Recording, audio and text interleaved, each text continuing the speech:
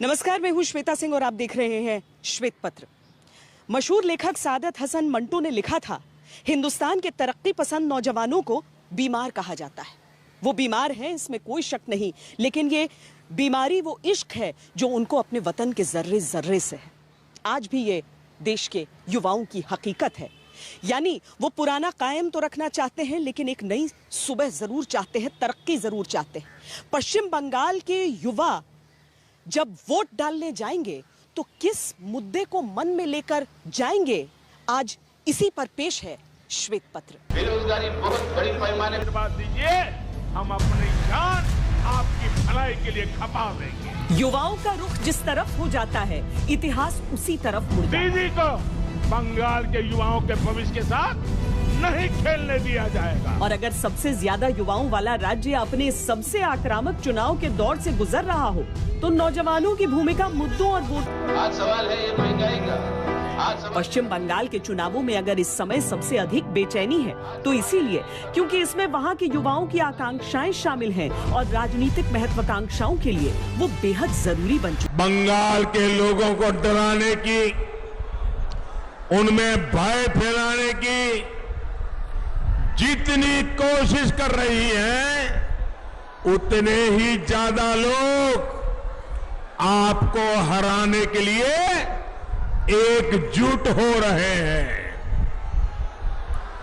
आज बंगाल का नौजवान आपको हरा रहा है। এবং 5 লক্ষ ছেলে মেয়ের চাকরি হবে আলাদাভাবে।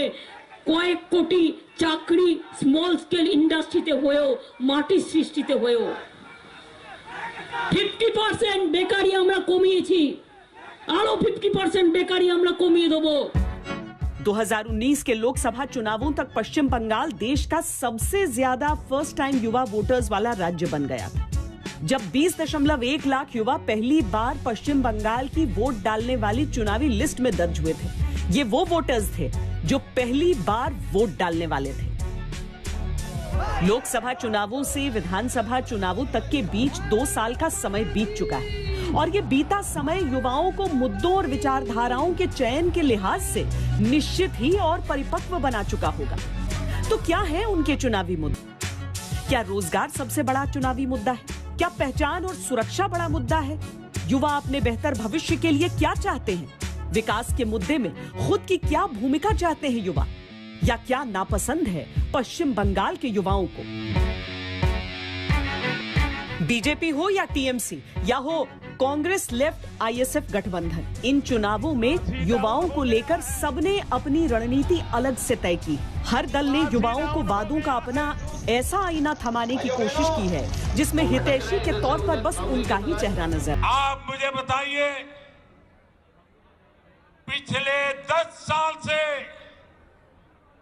यहाँ की टीएमसी सरकार ने क्या सामान्य बंगाली परिवार के जीवन में वो परिवर्तन आया जिसकी बंगाल की जनता आशा करती थी? आया वो परिवर्तन? लगभग सोनार बांग्ला बनाएगा। बोलो, दिल्ली को तो बेच दिया, दिल्ली का लाल किला को बेच दिया, कब ताजमहल को बेच देंगे, इंडियन रेलवे को बेच दिया, बीएसएनएल को बेच दिया, कोल इंडिया को बेच दिया, डिफेंस को बेच दिया, एयर इंडिया को बेच दिया। हाय कहा, खाली इंडिया का नाम बदलना है आपका नाम पे, बाकी तो यही है। जहां भी बीजेपी जाती है, आरएसएस जाती है, नरेंद्र मोदी जी जाते हैं, अमित शाह जी जाते हैं, वहां पे नफरत फैलनी शुरू हो जाती है। एक हिंदुस्तानी को दूसरे हिंदुस्तानी से लड़ाने का काम ये करते हैं। इनका ये डीएनए, इनको और कुछ मालूम। केंद्र की शिक्षा रोजगार नीतियों और राज्य की शिक्षा रोजगार नीतियों के बीच युवाओं ने अपने लिए कौन सा रास्ता चुना है? हम उस रास्ते पर बढ़े और चुनावी लिहाज से बंगाल के युवा मन को पढ़ने की कोशिश। जो पुराने वोटर होते हैं उनकी सोच बंधी हो सकती है, लेकिन जो फर्स्ट टाइम वोटर्स होते हैं उनकी सोच में एक तरह से रास्ता बनाना हर राजनीतिक पार्टी का सपना होता है, क्योंकि ये वो वोट है जो आपके पास अगर जाता है तो आपकी उस संख्या में इजाफा होता है, भविष्य आपका हो सकता है। इसीलिए फर्स्ट टाइम वोटर्स सारी पार्टियों के निशाने पर रहते हैं। गरीब के पेट पर संगठन के शीर्ष पदों पर न सही, दलों के राजनीतिक फैसलों में न सही, नेतृत्व में न सही, लेकिन वोटों के लिए सबके एजेंडे में युवा जरूर शामिल रहते हैं। ममता बनर्जी उत्तरी 24 परगना जिले के राजरहाट में आईटी हब विकसित करने के ख्वाब दिखाती हैं। उन्होंने 3000 करोड़ रुपए का निवेश लाने और 40,000 आईटी क्षेत्र की नौकरियों के सृजन का वादा भी किया है। इस बार अपने घोषणा पत्र में फिर से तृणमूल कांग्रेस ने युवाओं को 10 लाख रुपए तक का क्रेडिट कार्ड देने का वादा किया है, जिस पर सिर्फ 4% ब्याज होगा। बीजेपी डबल इंजन की सरकार बनने पर बंगाल के युवाओं के सामने आर्थिक सशक्तिकरण और संपूर्ण विकास का वादा कर रही है। महिलाओं को नौकरी में 33% आरक्षण भी उसके चुनावी एजेंडे में शामिल है। हमारी बेटियां, बंगाल का युवा आज बंगाल में आशोल परिवर्तन के लिए आया है। आशोल परिवर्तन।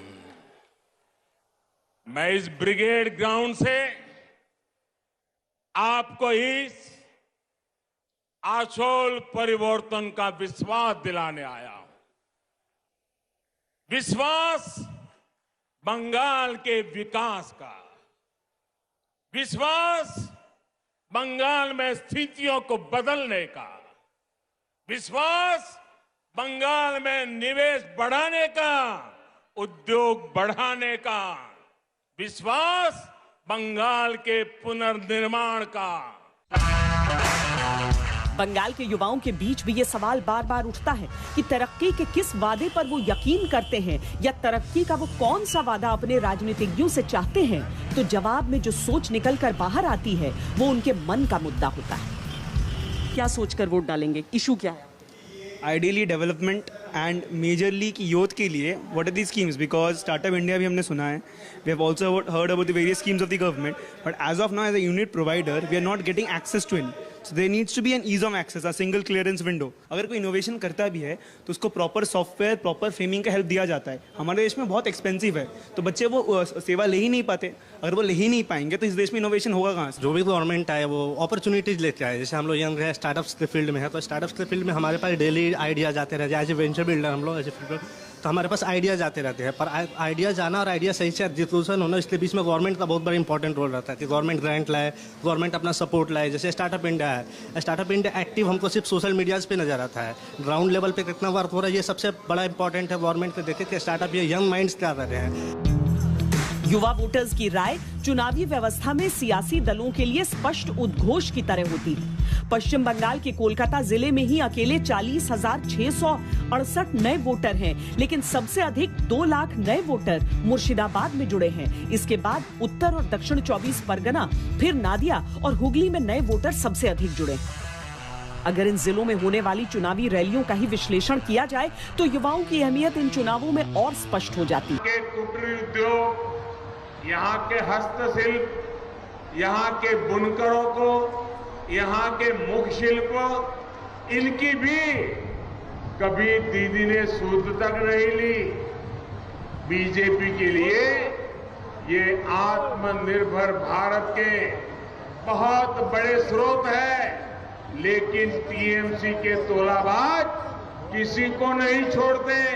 মিথ্যে কথা প্রাইম মিনিস্টারের, আমি 100 সিট পাবো, আমি 200 সিট পাবো, বলে না না তুমি 293টাতে ইলেকশন, এই 292টাতে ইলেকশন হচ্ছে, তুমি 500 সিট পাবে, 200ই তুমি 500 পাবে।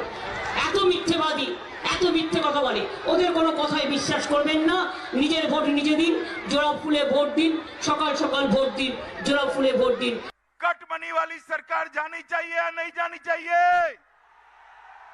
ये सिंडिकेट वाली सरकार जानी चाहिए या नहीं जानी चाहिए? ये तुष्टीकरण करने वाली सरकार जानी चाहिए या नहीं जानी चाहिए? को दिया जाएगा। राजनीतिक रैलियों में विकास एक बड़े वादे की तरह सुनाई देता है, लेकिन युवाओं के मन में विकास के कई अलग अलग मुद्दे हो सकते हैं। वो रोजगार भी हो सकता है, शिक्षा सुविधा भी, सुरक्षा और हुनर को सही मंजिल भी। किस मुद्दे को युवा किस रूप में देखते हैं, ये समझना भी जरूरी है अगर समझना है चुनावों के मिजाज। हिंदुस्तान में सबसे पहले अंडरग्राउंड मेट्रो कोलकाता शहर में शुरू हुआ। आज यहाँ पर जमीन के ऊपर भी मेट्रो दौड़ रही है, नवीनीकरण हो चुका है, लेकिन साथ में ये ट्रैम भी है। विकास की इन सारी निशानियों के साथ हाथ से खींचे जाने वाले रिक्शे भी चलते हैं। ऐसे में विकास के उस संतुलन को समझना भी है और ये देखना है कि युवाओं के एजेंडे में विकास कहां पर खड़ा है। हम शिक्षित युवाओं के लिए रोजगारों का सृजन को ध्यान में रखते हुए प्रत्येक ब्लॉक में नेताजी सुभाष चंद्र बोस। नौकरी, आर्थिक विकास का मुद्दा युवाओं की नब्ज को छूता है। बीजेपी 2011 और 2016 में किए गए लाखों रोजगार के वादों का हिसाब मांग रही है। टीएमसी तीसरी बार सत्ता में आने पर 5 लाख नए रोजगार का वादा घोषणा पत्र में कर चुकी है और बीते 1 दशक की सत्ता में करीब 1.5 करोड़ रोजगार सृजन का दावा भी कर रही है। हालांकि आंकड़े कहते हैं कि मार्च 2021 तक 35 लाख बेरोजगार सेवा योजन कार्यालय में रजिस्टर्ड हो चुके हैं, जिनमें अकेले 1 लाख 2020 में ही जुड़े हैं। 2 लाख से अधिक स्थायी पद खाली पड़े हैं। सरकारी स्कूलों में 1.5 लाख पद रिक्त। Improvement in so many different aspects, and when you don't see a lot of development happening, it's obviously disheartening. But it's nice to see a upcoming change happening gradually. तो आपको मन करता है कि दार्जिलिंग डेवलप करे और ज्यादा बेटर हो? Yes, especially in field of like employment and opportunities, which we feel it's still lacking. The area is not yet developed to meet the demand of the youth. पश्चिम बंगाल सरकार की ही रिपोर्ट के अनुसार करीब 2 लाख रिक्त पदों पर लोगों को नियुक्त करने की जगह इतने पदों पर संविदा के आधार पर लोगों को भर्ती किया गया है। यानी कि जब काम नहीं तब पैसा नहीं। एक रूप से देखा जाए तो 2 लाख सरकारी नौकरियां ही लगभग खत्म की जा चुकी। आशोल परिवर्तन का मतलब ऐसा बंगाल जहां युवाओं को शिक्षा और रोजगार के पर्याप्त अवसर मिले। आशोल परिवर्तन मतलब ऐसा बंगाल जहां लोगों को पलायन करने पर मजबूर न होना पड़े। पश्चिम बंगाल की लगभग 10 करोड़ आबादी में 19 से 35 साल तक के युवा लगभग 50% हैं। राज्य सरकार की युवा श्री सहायता योजना के तहत राज्य के 1,81,000 बेरोजगार लोगों को 1,500 रुपए मासिक भत्ता दिया जाता है। लेकिन बीते 2 वर्षों में वोट डालने का अधिकार पाई पश्चिम बंगाल की नई पीढ़ी इन भत्तों से कहीं आगे की सोच रखती है और अगली सरकार से अपनी चाहत पर स्पष्ट राय भी रखती है। जो सरकार हमारी भलाई और जो हमारी तरक्की के लिए ले जाएगा, सिर्फ हम उसी को वोट देंगे। एक चीज कहा जाता, हमें अपने देश में हमें नौकरी चाहिए, अपने देश की तरक्की चाहिए, ना कि आपस में तोड़ फोड़ होना चाहिए, आपस में दरार पैदा हो, बल्कि सबको एक साथ लेके जाए और देश की तरक्की के ऊपर जो बोलेगा सरकार और इस बात का वादा करेगा जो हम देश को आगे बढ़ाएंगे और देश में तरक्की करेंगे, देश के नौजवानों को नौकरी देंगे, हम उसी को वोट देंगे, चाहे वो जो भी हो। मैम, हमारा बोलने का मतलब ये है, आप घर से किस लिए निकले? एक पेट के लिए। सरकार ऐसा होना चाहिए कि हर छोटे से लेके बड़े तक को रोजगार दे। रोजगार के साथ विकास निश्चित रूप से उनके बीच एक मुद्दा है, लेकिन एक बड़ी संख्या उन नौजवानों की भी हमें नजर आई जो सरकारी नौकरियों से कहीं ज्यादा खुद के चुने रास्ते पर आगे बढ़ना चाहते हैं। वो सरकारों से मदद नहीं, समर्थन चाहते हैं और ऐसा चाहने वाले युवाओं की संख्या पश्चिम बंगाल में काफी है। 52% ऑफ हमारे पॉपुलेशन जो एग्रीकल्चर के ऊपर डिपेंडेंट है और शायद हम 4th नंबर पे आते हैं ऑल ओवर वर्ल्ड जो एग्रीकल्चर पे सरवाइव करते हैं। तो उस चीज़ को आगे बढ़ा सकते हैं और उसमें हम दिखा सकते हैं कि इसमें इकोनॉमिक ग्रोथ कितनी है। तो पर्सनली 25,000 फार्मर्स के साथ हमारी एक कंपनी है, वो काम कर चुकी है। तो उसमें हमने फार्मर्स को ग्रोथ बताया और कैसे टेक यूज़ करके वो कर सकते हैं जो एजुकेशन से वो उन तक नहीं पहुँच पाती है। तो ये गवर्नमेंट की रिस्पॉन्सिबिलिटी होनी चाहिए कि वो फार्मर्स तक जाए और वो उस ग्रोथ को समझ पाए। यानी कि आपको एक ऐसी सरकार चाहिए जिसकी सोच, जिसका इंटेंट अच्छा हो और वो ग्रोथ पे ध्यान दे, ना कि उस चीज को ट्रेडिशनली फॉलो करने के ऊपर। के चांसेस आप लोग खुद क्रिएट करना चाहते हैं या आपको लगता है कि क्रिएशन होना चाहिए, एम्प्लॉयमेंट जनरेशन होना चाहिए? एक्चुअली जनरेशन होना चाहिए था, बट वो हुआ नहीं, तो अभी अपने आप जनरेशन थोड़ा बहुत तो हो रहा है, तो वो भी सपोर्ट करना चाहिए गवर्नमेंट को।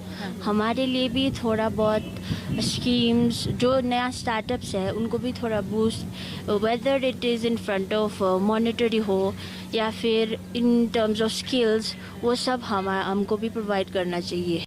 वादों में जनरेशन गैप, विचारों में जनरेशन गैप, लेकिन इस जनरेशन गैप को पाटने के लिए प्रचार का भी खूब इस्तेमाल किया जाता है और सारी राजनीतिक पार्टियां ये फॉर्मूला आजमाती हैं। ये एक अलग बात नजर आई पश्चिम बंगाल के अधिकतर युवाओं में हमें कि वो सिर्फ रोजगार नहीं बल्कि स्किल के दम पर संपूर्ण आर्थिक विकास को चुनना पसंद करते हैं। स्टार्टअप्स के ख्वाब अगर वो देखते हैं तो स्पोर्ट्स के क्षेत्र में भी काम करने वाली सरकार चाहते हैं। मेरे लिए एक पॉइंट है जो कि है स्पोर्ट्स रिलेटेड, ठीक है। आज के डेट में स्पोर्ट्स इज़ क्वाइट नेसेसरी आज के डेट में, बट यहाँ पे क्रिकेट छोड़ के बाकी किसी स्पोर्ट्स को इंपॉर्टेंस नहीं दिया जाता, जो कि गलत है एक तरह से। बाकी बहुत सारे स्पोर्ट्स हैं जिसको मतलब अगर इंपॉर्टेंस दिया जाए वो ज़्यादा इंगेजिंग और ज़्यादा इंटरेस्टिंग रहते हैं। क्रिकेट बंगाल में हम फुटबॉल दे सकते, फुटबॉल फॉर एग्जाम्पल। बंगाल का सरकार ने हमारे युवाओं के लिए कोई भी कार्यक्रम नहीं हुआ है। लेफ्ट गवर्नमेंट समय से लेकर के तृणमूल कांग्रेस के समय तक कुछ भी काम नहीं हुआ है। इस एरिया में बहुत दम है। एक्चुअली मैं खुद इस देश का खेल मंत्री हूँ। इस देश का युवाओं को आगे ले जाने का जिम्मेदारी इस वक्त मेरे पास है। प्रधानमंत्री जी ने मुझे इस देश का खेल को बदलने के लिए एक लक्ष्य दिया है, लेकिन मैं आपके सामने में आज बताना चाहता हूँ, ये पूरा नॉर्थ बंगाल, वेस्ट बंगाल के साथ साथ वेस्ट बंगाल का जो नॉर्थ पार्ट है, इसमें सबसे ज्यादा टैलेंट है।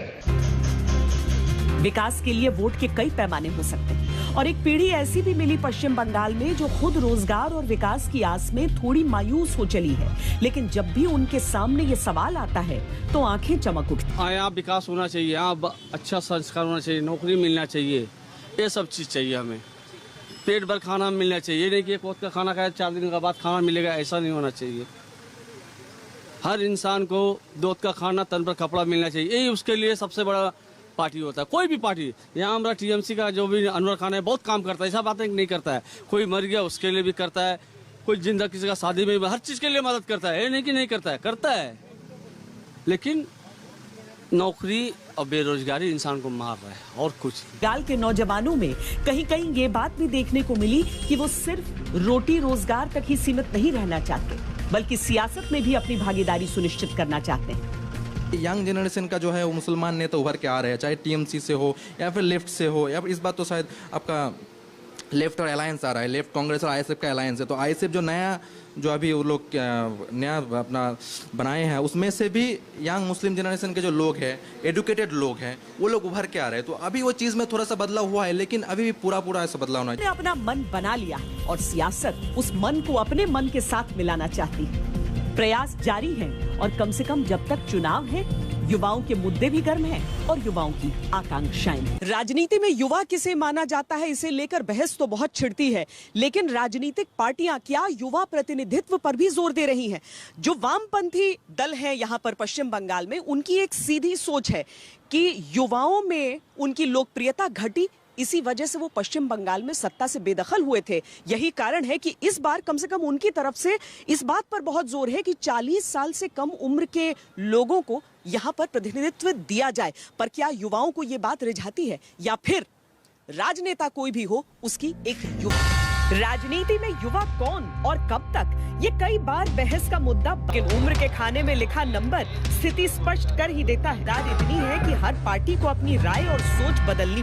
सत्ता की हैट्रिक की ख्वाहिश हो, सत्ता के गलियारों में सम्मानजनक सेंध लगाने के प्रयास, या पहली बार बंगाल विजय का संकल्प, युवा सबके लिए सत्ता का सिंबल बन चुके हैं। आखिर क्यों हर पार्टी युवाओं को लुभाने में कोई कसर नहीं छोड़ रही? आखिर क्या है राजनीतिक दलों की युवा राजनीति की रणनीति?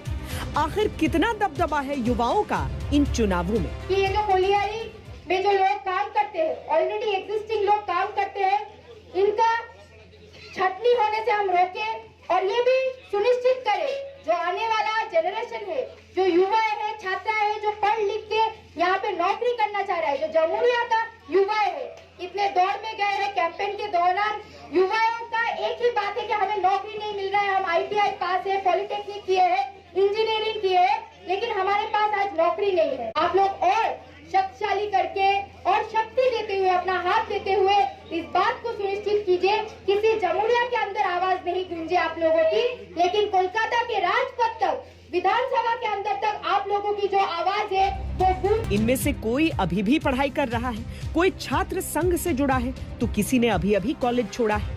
लेकिन पश्चिम बंगाल के इस महाभीषण संग्राम में ये युवा चेहरे अपनी अपनी विचारधारा के साथ उतरे हैं, या कहें कि राजनीतिक दलों को मजबूर होना पड़ा है इन चुनावों में युवाओं को टिकट देने के लिए।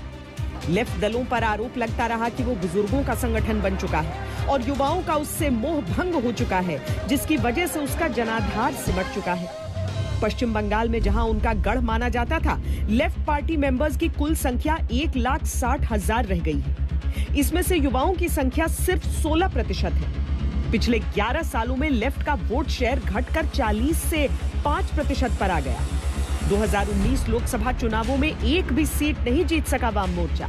इसीलिए इन चुनावों में वाम मोर्चा ने 70% टिकट 50 से कम उम्र के लोगों को देने का निर्णय। तृणमूल कांग्रेस ने भी इस बार अपने प्रत्याशियों में 74 मौजूदा विधायकों का टिकट काटा और उनकी जगह युवा नेताओं को वरीयता दी। ये माना जाता रहा है कि बीते एक दशक में युवाओं ने तृणमूल का साथ दिया है और ममता नहीं चाहती कि वो जरा सा भी बीजेपी की तरफ अपना झुकाव रखे। वर्षों की निष्क्रियता ने युवाओं के स्वप्न को भंग किया है। वर्षों की निष्क्रियता ने रोजगार की सृजन को, इसकी जंजीर, इसकी लड़ी को तोड़ने का काम किया है। और आज ईश्वर चंद्र विद्यासागर और विवेकानंद की भूमि पर युवा निराश होकर घूमता है। परिवार में कम से कम एक सदस्य को रोजगार देने का वादा भारतीय जनता। युवा प्रत्याशियों के चयन में बीजेपी भी इस बार पीछे नहीं रही है। तनुश्री चक्रवर्ती, पापिया अधिकारी, जो कि मशहूर बंगाली फिल्म अभिनेत्रियां हैं, इनके अलावा अशोक डिंडा, वैशाली डालमिया और बाबुल सुप्रियो को मैदान में उतारा है। चीफ मिनिस्टर है, उनको 2 नोटिस मिल चुकी है। वो अपने आप में बहुत शर्म की बात है। अगर मैं कुछ ऐसी शब्द कहूँ पब्लिकली जिसके लिए मुझे इलेक्शन कमीशन का नोटिस आए तो मुझे बुरा लगेगा। अब दीदी को नहीं लगती है। आज भी सुबह मैंने सुना कि पिछले नोटिस का जवाब भी नहीं दिया उन्होंने। नहीं दिया। वो समझते हैं कि वही कॉन्स्टिट्यूशन है, वही सारी चीजें खुद ही चलाएगी और उसीलिए ये हमारे कॉन्स्टिट्यूशन और डेमोक्रेसी के लिए खतरा है। और उसीलिए जो है बंगाल में ये जो आप हिंसा के माहौल देखते हैं, इसका वजह ये है कि जो मुखिया है वो इसे डाउनवर्ड्स पर्कुलेट कराता है। बंगाल के नौजवानों से जब राजनीति का सवाल किया जाता है तो वो खुद को वोट बैंक कहलाना पसंद नहीं करते, बल्कि उनकी बातों से ये झलकता है कि वो राजनीति में युवा प्रत्याशियों का स्वागत तो करते हैं, लेकिन अगर वो राजनीति में नहीं है तो अपने मुद्दों पर ही बेटर डेवलपमेंट हो, बेटर जॉब अपॉर्चुनिटी हो, startups like us, like we I am a part of a business, उनको ज़्यादा अपॉर्चुनिटी मिलो, वो लोग ज़्यादा काम कर सकते हैं। जो इकोनॉमिक क्लास है, जो दे गेट मोर अपॉर्चुनिटी। युवाओं में भी ये समझना जरूरी है कि जो लड़के हैं जो पहली बार वोट देने निकलेंगे या फिर उस वर्ग में आते हैं जो युवा वोटर की आकांक्षाओं को लेकर आगे बढ़ रहा है, जो लड़कियां हैं उनके लिए सुरक्षा कितना अहम मसला हो जाता है, ये राजनीतिक पार्टियां जानती हैं और इसीलिए युवाओं को रिझाते हुए उस वर्ग का खास ख्याल रखा जाता है। राज्य सरकार की सभी नौकरियों में महिलाओं को 33% आरक्षण देकर महिलाओं का যে মে মাস থেকে 18 বছর বয়সের হলেই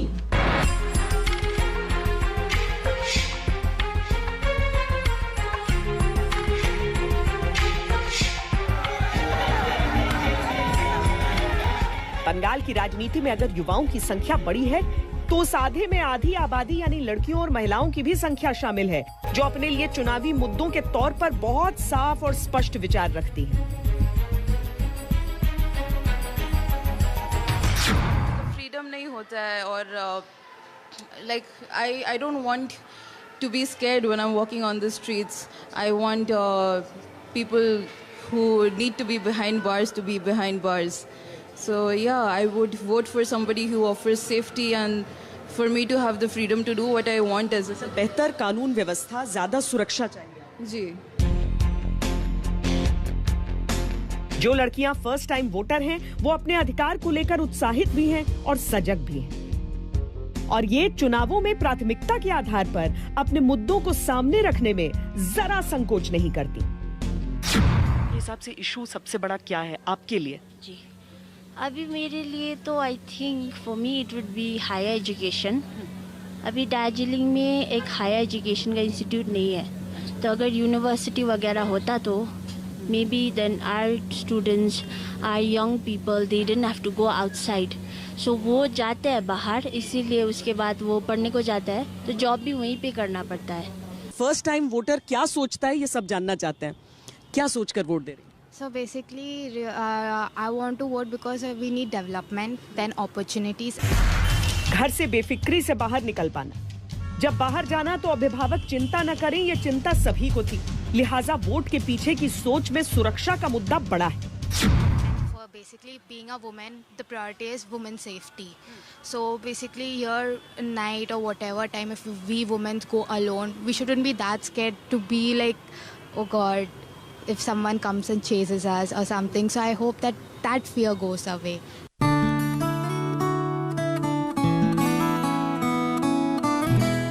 देश की एकमात्र महिला मुख्यमंत्री है ममता बनर्जी। अगर उनके राज्य में लड़कियों के बीच सुरक्षा का मुद्दा सामने आता है तो उसका राजनीतिक मुद्दा भी हो जाना स्वाभाविक है। बंगाल चुनावों के बीते हर चरण में महिला सुरक्षा का मुद्दा प्रमुखता से सामने आता रहा है, या ये कह लीजिए कि महिलाओं के मुद्दे राजनीति को खूब रास आए। आज बंगाल में मां माटी मानुष की क्या स्थिति है, ये आप भली भांति जानते हैं। যতই করো হামলা জবাব দেবে বাংলা, যতই করো জুমলা জবাব দেবে বাংলা, যতই করো ক্ষতি বাংলা আনবে জ্যোতি, মানে আলো। মনে রাখবেন, মা মাটি মানুষের অঙ্গীকার, আমরা নারীদের সুরক্ষিত করে রাখতে চাই। নারীরাই বাংলা গড়বে, ভাইরা পাশে থাকবে, বোনেরা গড়বে, বোনেরা তৈরি করবে।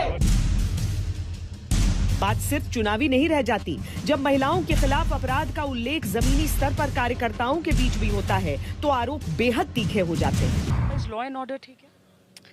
It is, I wouldn't say it's perfect. There are obviously have had, Darjeeling politics have had, it's like very shady patches at times, and it's not very uniform at times. Yeah. Law and order good for, मतलब जो महिलाएं हैं, लड़कियां हैं, उनके लिए ठीक है? I think so. It's pretty okay. Safe, safe, compared to the plains, Delhi, Bombay, all of these metro cities, comparatively very, very safe. का माहौल और डर का जिक्र जब लड़कियों की चिंताओं में आता है तो वो इसीलिए क्योंकि वो अच्छे माहौल में अपने लिए विकास के रास्ते गढ़ना और उन पर चलना चाहती हैं। वो अपनी प्रतिभाओं के दम पर अपनी पहचान। पहली बार वोट होगा विधानसभा चुनावों में, लोकसभा में आपने वोट दिया था। जब आप वोट देती हैं तो आप क्या सोचकर, आपके दिमाग में क्या ख्याल रहता है? जो भी इलेक्शन का रिजल्ट हो उसे at least not in only in Bengal but all over India में एक प्रॉपर अपॉर्चुनिटीज़ मिले यूथ को, not only youth, women, but हर एक सेक्शन ऑफ सोसाइटी को। अनटिल अनलेस फेयर अपॉर्चुनिटीज़ नहीं मिलेंगी, लोग अपना स्किल्स नहीं दिखा पाएंगे। और इस बात में कोई दो राय नहीं है कि इंडिया में स्किल्स हैं।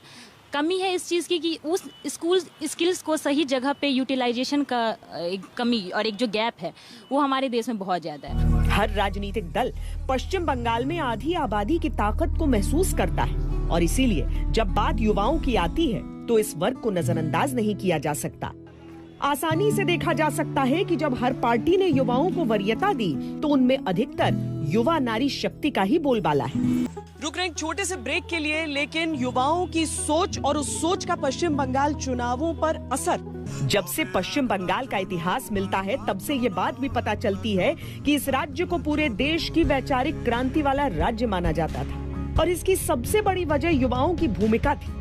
लेकिन जब आंकड़ों में यही पश्चिम बंगाल पलायन के मामले में देश का चौथा सबसे बड़ा राज्य बन जाता है तो कई सवाल उठते हैं और लेफ्ट से टीएमसी के बीच पलायन के आंकड़े दोगुने हो गए तो चिंता भी राजनीतिक मुद्दा बनी। युवाओं की छोटी छोटी ख्वाहिशें ही दरअसल एक बेहतर भविष्य का रास्ता तय करती हैं और राजनेता इसे बखूबी जानते हैं। लेकिन सपने दिखाने और सपने देखने में फर्क होता है।